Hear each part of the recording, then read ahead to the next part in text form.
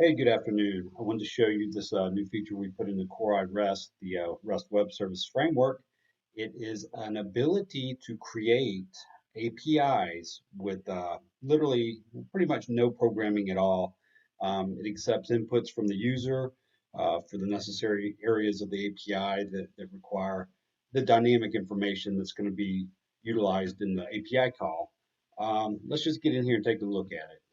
So on the left, we've got our main screen for our CoreiRST. On the right are the automatic programs that will be created automatically via the tool in the CoreiRST framework.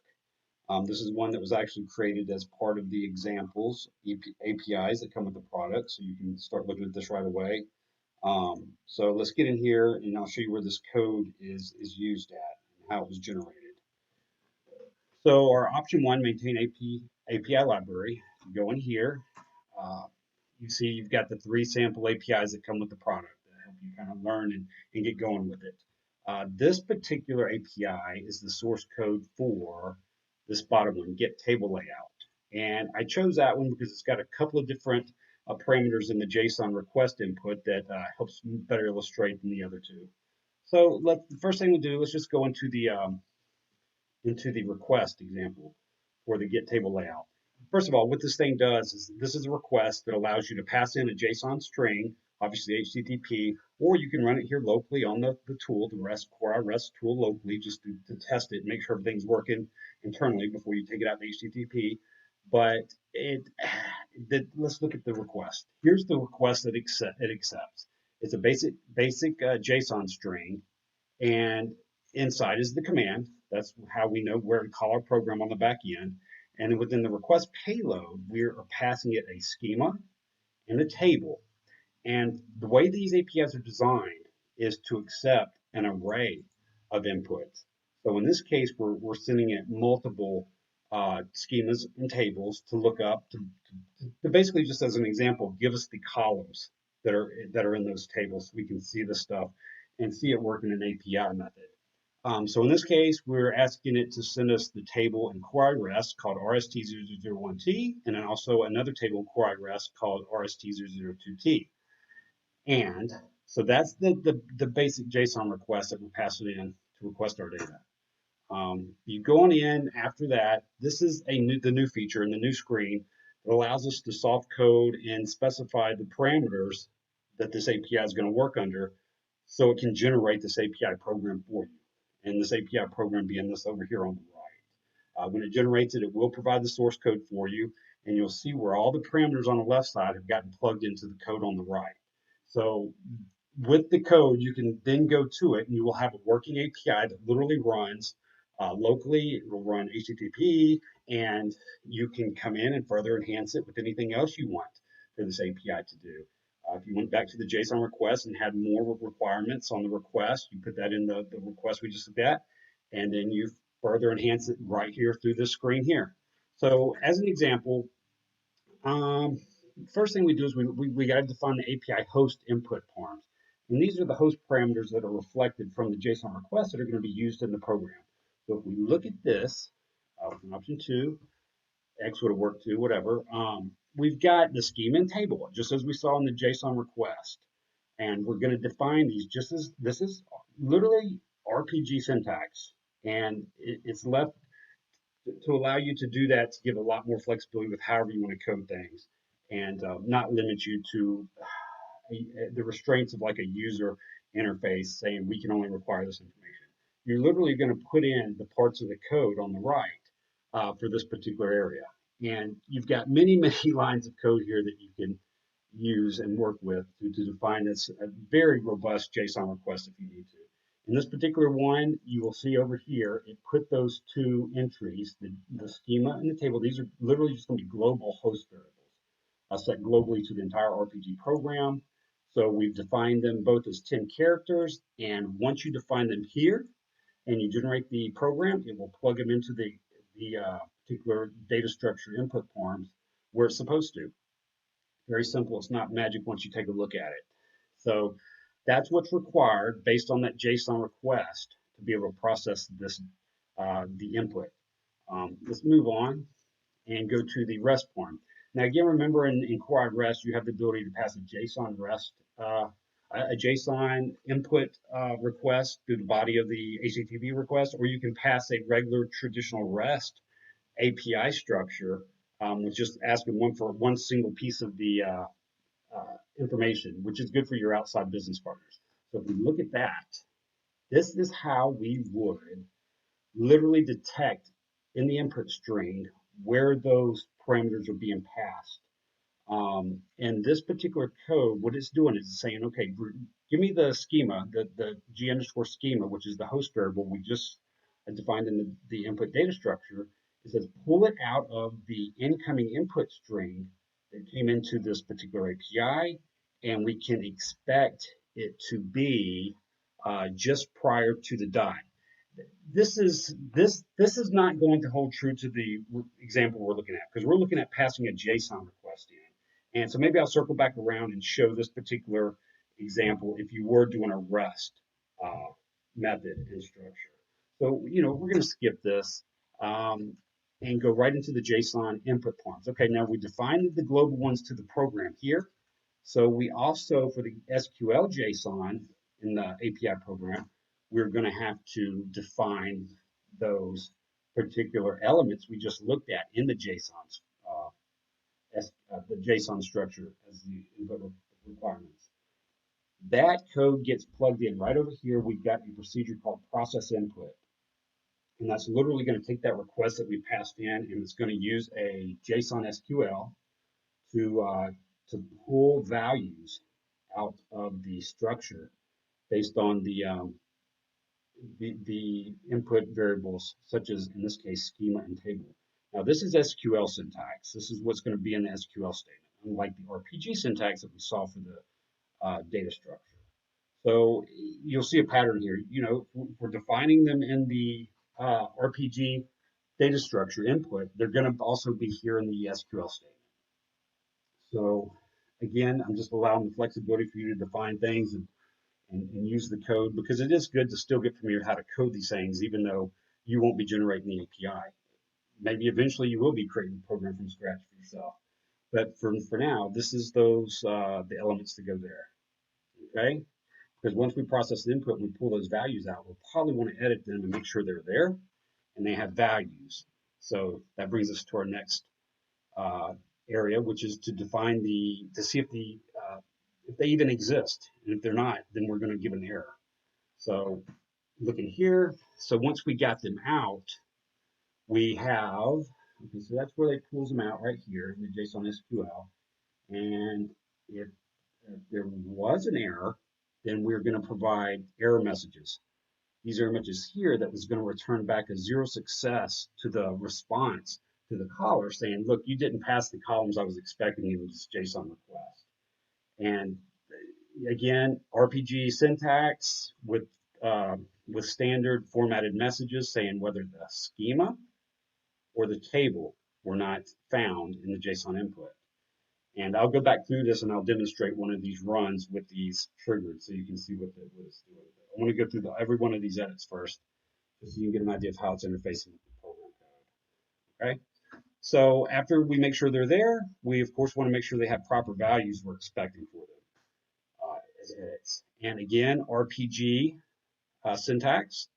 And when the schema is passed in but it's blank, we're going to give an error message. When the table was passed in blank, we're going to give an error message also, because we need values specified for those. We don't want to accept something and run something and then have some null response back, and then the front end scratching their head saying, well, why didn't you produce anything for me? Well, it's because you didn't pass me anything to look up. And that's what's going to handle that situation right here. That is right underneath. Actually, once it starts reading through all the elements of the input request of the JSON structure, it's going to look at these values for each. Remember, I said multiple array entities can be passed in for producing a response. For each one of those array entities, it's going to look at these values and make sure they're there. So moving ahead, that's most of the edit stuff. This is where the rubber hits the road, and this is where we are going to literally define the SQL JSON queries that are going to return the objects to us. And we've reserved 3 different areas to define these queries. You can literally take one query and build it very, very robust and complex and make it return all kinds of embedded objects, arrays, and nested elements within a JSON structure. But sometimes it's better just to split that out into 3 different, multiple areas so we can get those chunks down to smaller, more manageable SQL queries. For this particular one, I think we just have something in query 1 for this. Nothing in query 2 or query 3. You're going to see those procedures. They're literally called when every element of the input is processed. It's going to call these and produce the responses for each one of them. And here's the code for that. Basically just going to get the information for those tables and arrays. Make sure I'm in the right one because that says customer information. I'm looking at table stuff. It could just be a comment I have in there. Yeah, this is definitely the table and schema, so we're good. So that's where it's going to call the queries and build your objects and return. You're literally going to be producing your response, your JSON response structure to return back to the column. And we're doing that through queries. So let's take a look at the first query. You scroll on down a little bit. That's where it checks the parm errors we just looked at, the special procedure. And then so for the JSON response object 1 query, this is what we've got to produce our response. It's basically that chunk of SQL statement right there where it goes out based on the schema and table passed in. We're going to be building a JSON object, and then we're going to be building an array to return all the columns within that object of that table layout. And we're pulling that straight from the QSys columns for that schema and table that we passed in. It's going to produce a 32,000 byte varchar character. And I like doing that, and I like keeping my variables varchar in these programs. If you want to debug them, it's very easy to go through and step through and see what was produced in these varchar fields, which ultimately become the response and pass back out to the front end as objects. So let's look over here and see what we get to find. It should be exactly what's over there, and it is. So when we first created this API, we went through here, and it produced this as an example to work from. It produced just some generic SQL statement, and we just took the comments off and we refactored it to what we needed for this particular one, which is building the response for pulling the table column layouts. And so there's the query. Again, you've got many, many, many, many lines of input here. If your query gets very big and large, another good thing to note is obviously this is a sub file and it's not going to be fun for building queries in. So the best thing to do is perhaps go out to your ACS, run SQL scripts, or Notepad++ or whatever, and build your queries there. And just make sure you don't exceed 80 characters, and then just copy and paste them into this display. And if you really want to get fancy, then you could just insert them into the table that this is holding this information into also. So you're not restricted exactly to here. This is a quick, dirty way to work with your queries that are going to be interfaced in your API programs.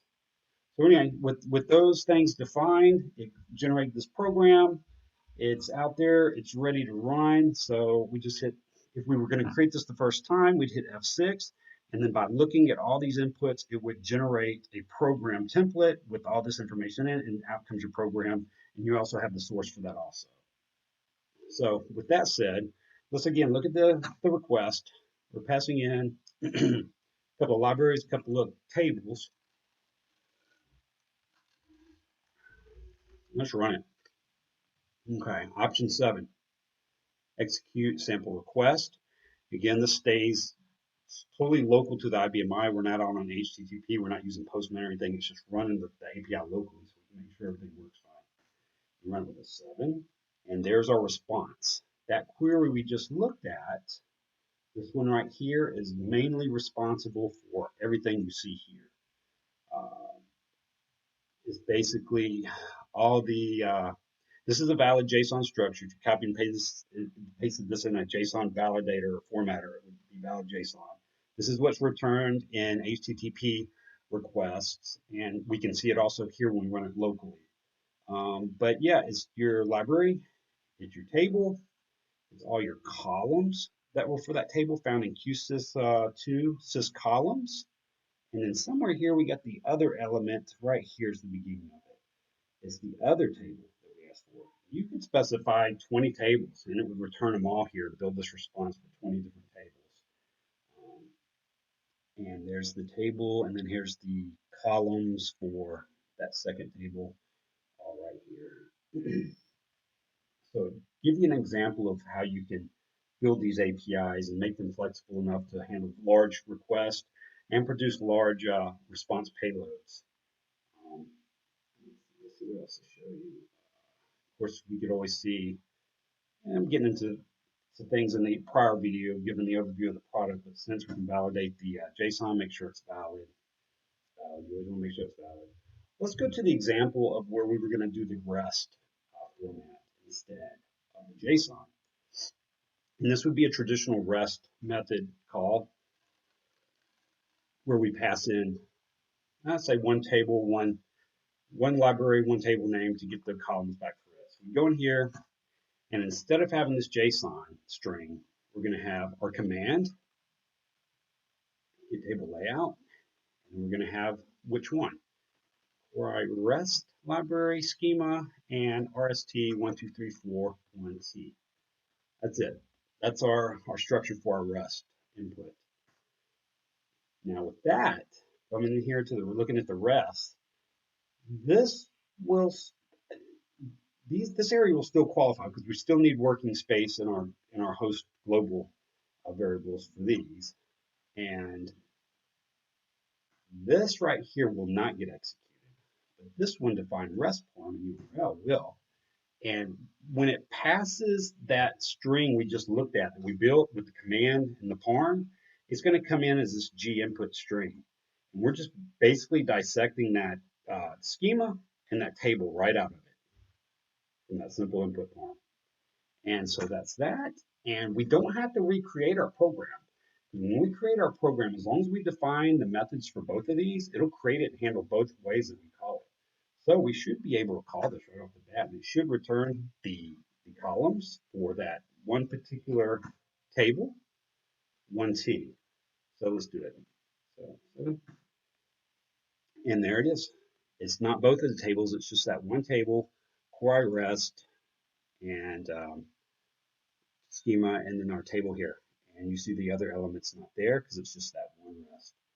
And that's how you would call it from a basic REST method. Same thing with your other example APIs, the same thing. I welcome you to go through both of these and get used to them and look and see how it can generate this code for you, and then you can go out and further enhance this code if you need to. I think it's really going to add a beneficial feature to this product and really help a lot of shops out with building standard, good quality, custom APIs that are completely separate from the middleware that's attached to the HTTP server interface. This is going to be strictly your back-end relational database code that's used to get data. And then when it's done, it passes back to the middleware and it sends it off to HTTP. You don't care about that in this process. You just care about defining the APIs and the programs that pull the data you need. And it magically puts it in the JSON format with using these SQLs. And I think it's going to be very easy for you. Hope you enjoy it, and talk to you soon.